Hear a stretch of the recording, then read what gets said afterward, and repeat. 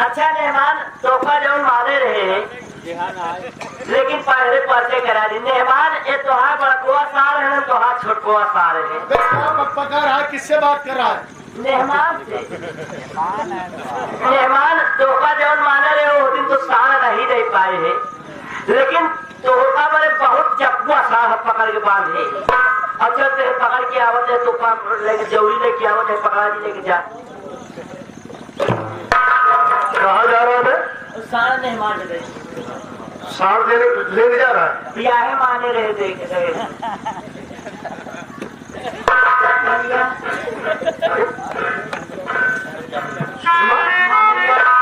मेरे साथ में नौजवान कैसा इंसान है? भैया ये मेरे पति जी हैं भैया। मैं शादी कर ली हूँ भैया। ओ नौजवान, इधर आओ। कौन हो और क्या नाम है? कहाँ रहने वाला है? या परमात्मा बाबूजी पूछ रहे हैं कि अरे नौजवान तेरा नाम क्या है और तू कहाँ से रहने वाला है? लेकिन मैं बाबूजी को देख रहा हूँ। तो बाबूजी का चेहरा तो मेरे भैया से मिलता है।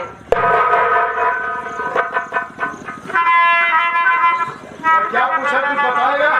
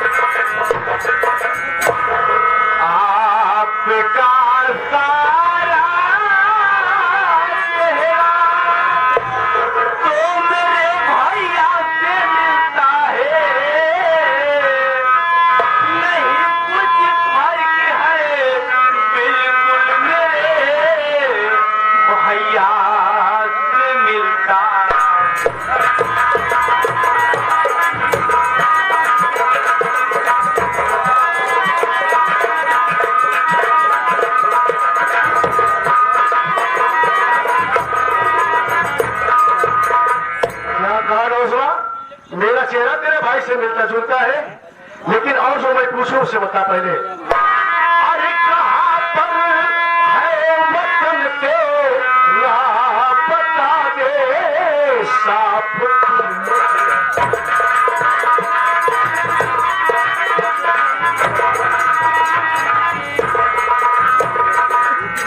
कहाँ पर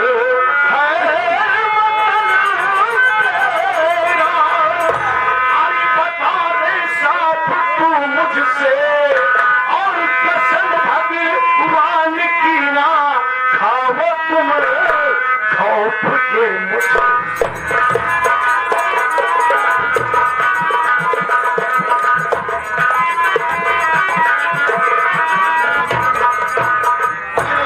अगर मेरा चेहरा तेरे भाई से मिलता जुलता है तो ये बता तेरा क्या नाम है और कहाँ का रहने वाला है? कहते संदीप सब मुझको। या परमात्मा मैं बाबूजी को अपना नाम बताया तो बाबूजी चौक गए। आखिर बात क्या है मालिक? कहते संदीप सब मुझको वतन है जामनगर मेरा। अब बताओ नाम अपना तो व्याकुल है जिगर मेरा।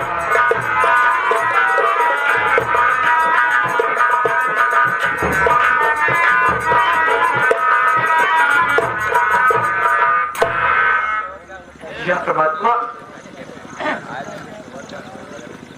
आपका चेहरा तो मेरे भैया से मिलता है। क्या मेरे मालिक, कि मैं क्या सुना हूँ? ये अपना नाम संदीप बता रहा है और कह रहा है मैं जामनगर का रहने वाला हूँ। संदीप तो मेरे छोटे भाई का नाम था, लेकिन वो मेरा भाई यहाँ क्या करने के लिए आएगा? बाबूजी, मैं आपके सामने हाथ जोड़ रहा हूँ, आप अपना नाम मुझे बता दीजिए बाबूजी। मेरा नाम जानना चाहता है?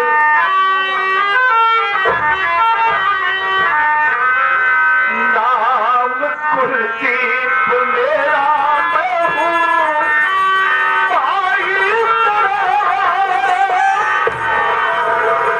आम हंसकर गले से ये लग जा बिरन, साथ सुषमा का कैसे तुम्हारा सुषमा का कैसे तुम्हारा कहाँ है कमला भाभी तुम्हारी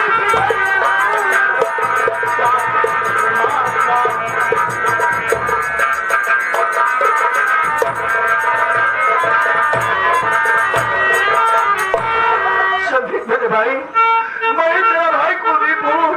एक बार अपने भाई के गले से लग जा बता। हाय भगवान निकालो, क्या सुनी रहा मेरे भैया अभी जिंदा संसार में। कंवर सिंह ने बताया था मृतक दाई ने।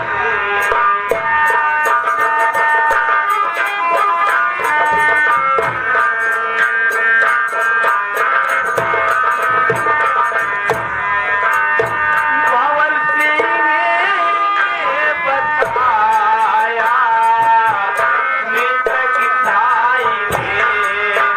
भाई पे चली है पूरे परिवार पे।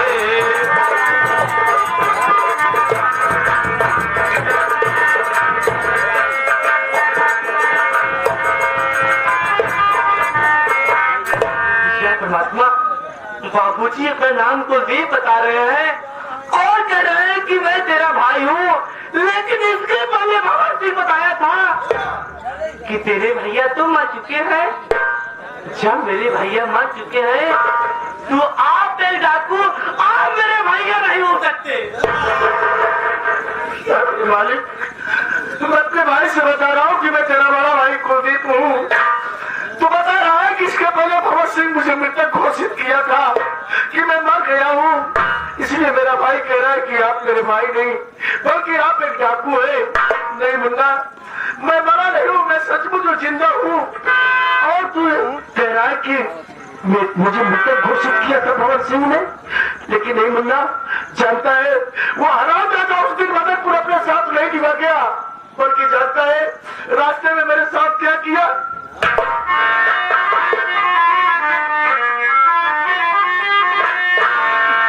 मार कर खंजर मुझको भगत सिंह ने देख मुझको दिया था वो दरियाओं में। अपनी किस्मत से मुन्ना मैं जिंदा रहा, मुझको सुषमा मिली बदनपुर को। अपनी किस्मत से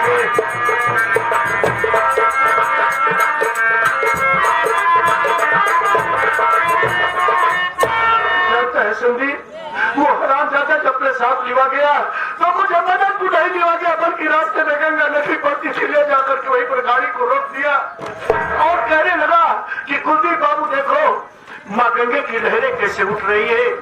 मैंने उससे कहा कि मदनपुर कागज मिल की आग बुझाने चल रहा है, तो मुझे गंगा की लहर दिखा रहा है। मुझे गंगा की लहर नहीं देखना है, बल्कि मदनपुर कागज मिल की आग बुझाने चल रहा है।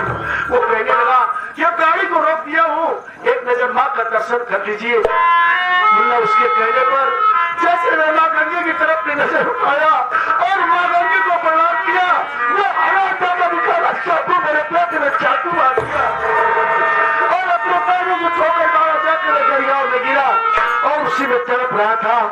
उसी रास्ते से ये सुषमा जा रही थी, मुझे देखा तो दरियाओं से बाहर आई और लाकर के मेरी जान बचाई, जो कि आज इस दुनिया में जिंदा हूँ। मैं तो बता तो गया मुन्ना, क्या अभी विश्वास नहीं? एक बार मेरे गले से लगता मुन्ना,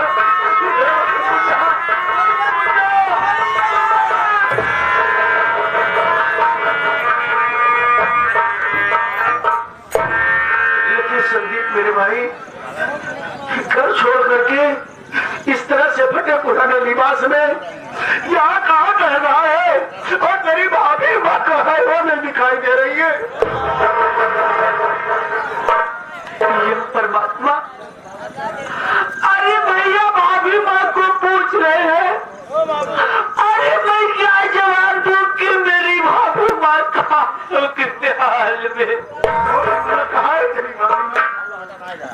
भैया जब आपको भवन सिंह लिवाकर मदनपुर गया, वहां से आया तो बताने लगा कि मैं कार चला रहा था, कुलदीप भैया बैठे थे, अचानक कार और ट्रक से एक्सीडेंट हो गया और कार दरिया में चली गई और तेरे भैया उसी दरिया में डूबकर मर गए। खबर घर पे बताया तो अपने पूरे परिवार पे सोच छा गया। अरे भाभी माँ का तो रोते रोते बुरा हाल हो गया। एक दिन की बात है, भाभी माँ की तबीयत नहीं ठीक थी, बुखार हो रहा था, मैं भाभी माँ का सर दबा रहा था। उसी वक्त भंवर सिंह पहुंचा और कहने लगा बस संदीप, अरे मुझे सब कुछ मालूम हो गया। कहने के लिए तुम दोनों देवर भाभी हो, लेकिन सच्चाई ये है कि तू विधवा कमला से प्यार करता है। भैया मुझे गुस्सा आ गया और मैं भंवर सिंह को 2-4 हाथ मार दिया। इतना ही नहीं भैया, जब आप मदनपुर गए थे उस वक्त भाभी माँ के पेट में आपका बच्चा खुला था। हाँ भैया, हो रात मेरे ऊपर झूठा इल्जाम लगाकर सब बातें माँ से बता दिया और माँ जी मेरी भाभी कमला को मार मार के घर से भगा दी। भैया जब मैं कॉलेज आया तो भाभी चिल्लाने लगा, भाभी कमला घर पे नहीं दिखी।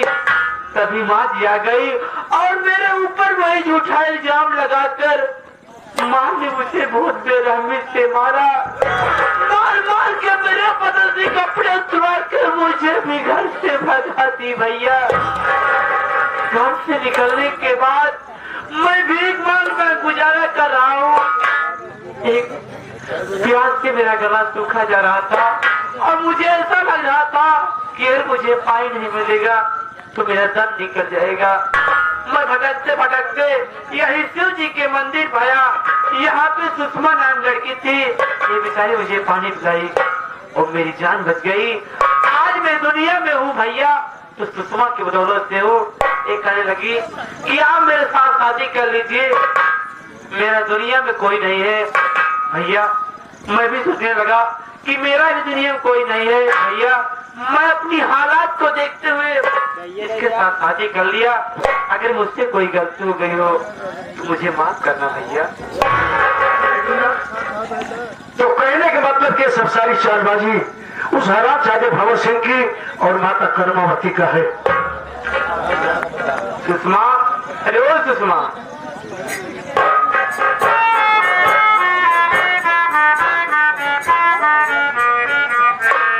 ये मेरे बड़े भैया हैं, जाकर 5 हो गया आशीर्वाद ले।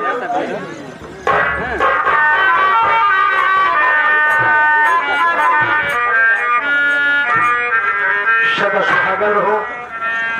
सुषमा, उस दिन तू मुझे दरिया से निकाल करके बाहर लाई थी, मेरी जान बचाई थी और मैं तुझे अपने धर्म की बहन माना था, तो मेरे हाथों में राखी बांधी थी। लेकिन आज मुझे मालूम हुआ कि मेरे भाई से तेरी शादी हो गई, इसलिए आज से तू मेरी भैयाऊ हो गई। उस दिन जो राखी बांधी थी, ये राखी मैं तुझे वापस दे रहा हूँ, इसे अपने पास रख।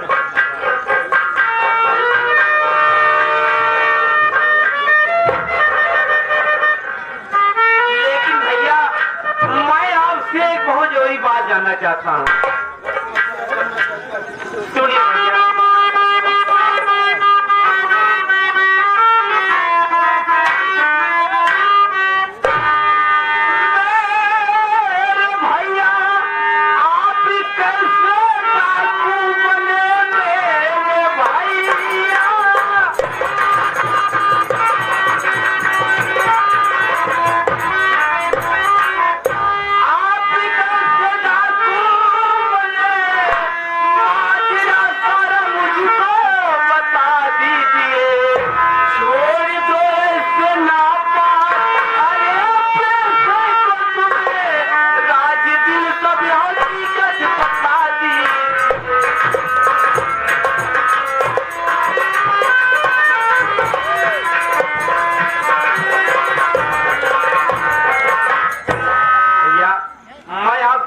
चाहता हूँ, आप इसके पहले डाकू नहीं थे, आप डाकू कैसे बन गए? और आपसे मेरी विनती है भैया, ये नापाक किसी को छोड़कर एक साधारण इंसान बन जाओ भैया। क्या कहा कि भैया आप इसके पहले डाकू नहीं थे, आप डाकू क्यों बन गए और ये नापाक पैसे को छोड़ करके साधारण इंसान बन जाओ? नहीं मुन्ना, जानता है आज ये तेरा भाई किसके लिए डाकू बना है? मैं बतला रहा हूँ।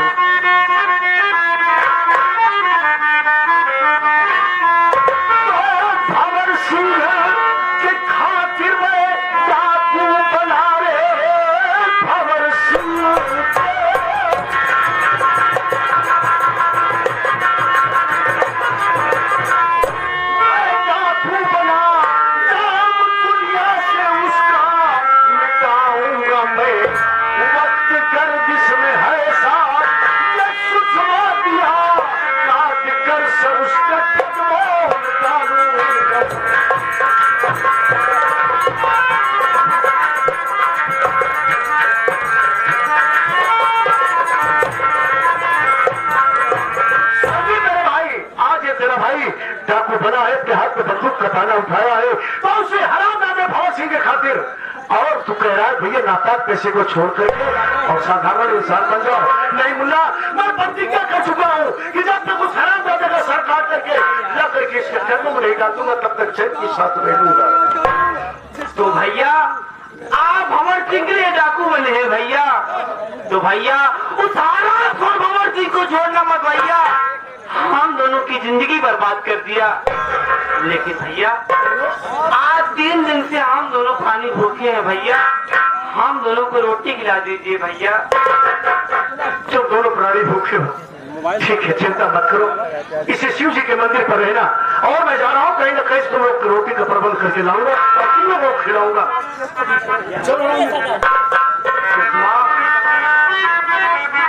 हाँ जी भैया, रोटी खिला गए हैं, हम दोनों शिव जी के मंदिर में रहेंगे, चलो रोटी लेके आएंगे। लेकिन मैं क्या कहना चाहती हूँ, ये हे बलमा परदेसी, हे मनवा के राजा, हे बलमा परदेसी, हे मनवा के राजा,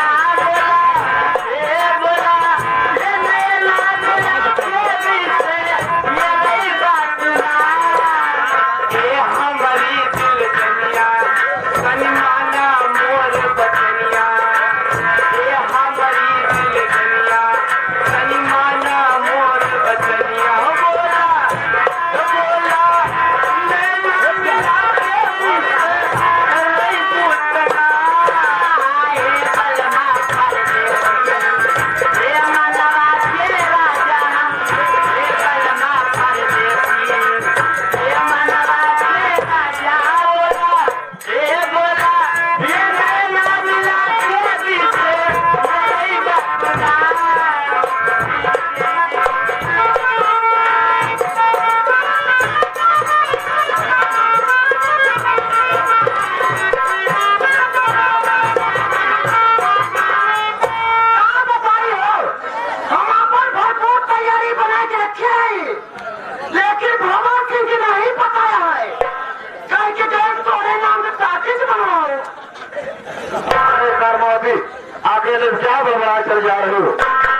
बोलो बात क्या है?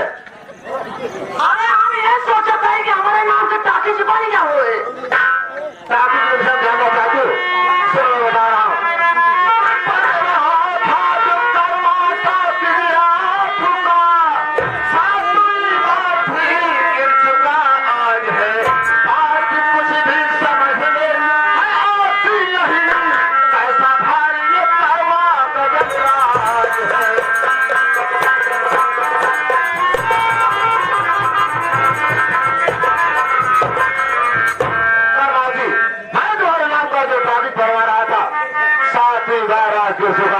जब कुछ ऊंचाई पर जाता है तो अपने आप गिर जाता है। मैं बहुत परेशान हो गया कि हमारा कर्मा टाकी बार बार क्यों गिरा जा रहा है। मैं परेशान होकर के पहुंचा पंडित बाबा बलदेव महाराज के पास और उनसे पूछा कि पंडित जी बताइए हमारा कर्मा टाकी बार बार क्यों गिरा जा रहा है। तो पंडित जी ने बताया कि उसने एक बच्चे का बलिदान हो जाए तो कर्मा टाकी कभी नहीं गिरेगी। वही मैं बच्चे की तलाश में निकला, ढूंढते बहुत दूर निकल आया, कोई बच्चा नजर नहीं आया। जामनगर के करीब पहुंचा तो सोचा का अपनी कर्मावती से क्यों नहीं मिलता चलूं। हमारी कर्मावती अपनी तैयारी बनाई है कि वो ऐसे ही बैठी है। तैयारी बात करता तैयारी बना के रखे कर्मा अपनी बात पर वक्त खड़ी उतरी। हमारे लिए कितना बनवाए नहीं, ऐसे बात नहीं है। एक बच्चे का बलिदान हो जाएगा तो कर्मा टाकी भर करके तैयार हो जाएगी, उसमें कोई सोचने और समझने की बात नहीं है। चलो इसी वक्त चलते हैं और बच्चे की तलाश करते हैं। चलिए।